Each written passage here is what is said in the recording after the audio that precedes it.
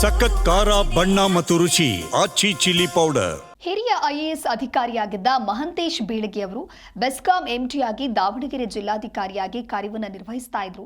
ಹಿರಿಯ ಐಎಎಸ್ ಅಧಿಕಾರಿ ಮಹಂತೇಶ್ ಬೀಳಗಿ ಅವರ ನಿಧನಕ್ಕೆ ಡಿಸಿಎಂ ಡಿಕೆ ಶಿವಕುಮಾರ್ ಸಂತಾಪವನ್ನು ಸೂಚಿಸಿದ್ದಾರೆ.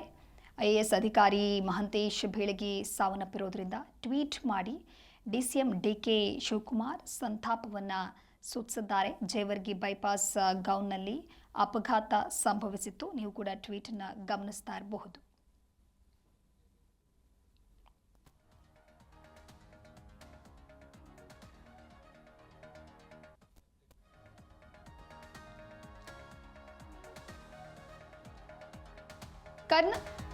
ಕರ್ನಾಟಕ ರಾಜ್ಯ ಖನಿಜ ನಿಗಮದ ವ್ಯವಸ್ಥಾಪಕ ನಿರ್ದೇಶಕ ಹಿರಿಯ ಐಎಎಸ್ ಅಧಿಕಾರಿ ಮಹಂತೇಶ್ ಬೀಳಗಿ ನಿನ್ನೆ ಕಾರು ಅಪಘಾತದಲ್ಲಿ ಮೃತಪಟ್ಟಿದ್ದು, ಇಂದು ಬೆಳಗಾವಿ ಜಿಲ್ಲೆಯ ರಾಮದುರ್ಗದಲ್ಲಿ ಅಂತ್ಯಕ್ರಿಯೆ ನಡೆಯಲಿದೆ.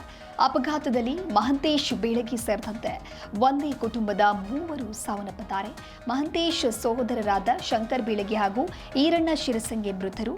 ಸಂಬಂಧಿಕರ ವಿವಾಹ ಕಾರ್ಯಕ್ರಮಕ್ಕೆ ಅಂತ ಹೇಳಿ ವಿಜಯಪುರದಿಂದ ಕಲಬುರಗಿಗೆ ತೆರಳುತ್ತಾ ಇದ್ದಂಥ ವೇಳೆ ಜೇವರ್ಗಿ ಬೈಪಾಸ್ ಬಳಿ ಗೌನಲ್ಲಿ ಕ್ರಾಸ್ ಬಳಿ ಅಪಘಾತ ಸಂಭವಿಸಿದೆ. ಏಕಾಏಕಿ ಅಡ್ಡ ಬಂದ ನಾಯಿಯನ್ನ ಉಳಿಸಲು ಹೋಗಿ ಚಾಲಕನ ನಿಯಂತ್ರಣ ತಪ್ಪಿದ KA04NC 7982 ಸಂಖ್ಯೆಯ ಇನೋವಾ ಕಾರು ಪಲ್ಟಿಯಾಗಿದೆ.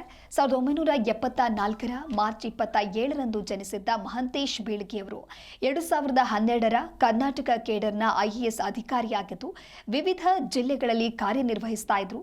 ಪ್ರಸ್ತುತ ಕರ್ನಾಟಕ ರಾಜ್ಯ ಖನಿಜ ನಿಗಮದ ವ್ಯವಸ್ಥಾಪಕ ನಿರ್ದೇಶಕರಾಗಿದ್ರು. ತಮ್ಮ ಜನಸ್ನೇಹಿ ಕಾರ್ಯಗಳಿಂದಲೇ ರಾಜ್ಯದಲ್ಲಿ ಹೆಸರುವಾಸಿಯಾಗಿದ್ರು.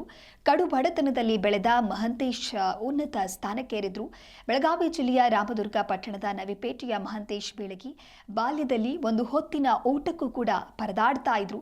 ಸಣ್ಣ ಕೆಲಸಗಳನ್ನ ಮಾಡುತ್ತಾ ಶಿಕ್ಷಣ ಪೂರೈಸಿದ ದಕ್ಷ ಅಧಿಕಾರಿಯಾಗಿ ಹೆಸರು ಮಾಡಿದ್ರು. ನವೆಂಬರ್ 26 ಅಂದರೆ ಮಂಗಳವಾರ ರಾಮದುರ್ಗದ ತೋಟದಲ್ಲಿ ಅವರ ತಾಯಿ ಸಮಾಧಿಯ ಪಕ್ಕದಲ್ಲಿಯೇ ಮಹಂತೇಶ್ ಬೀಳಗಿ ಅವರ ಅಂತ್ಯ ಸಂಸ್ಕಾರ ಇವತ್ತು ನಡೆಯಲಿದೆ.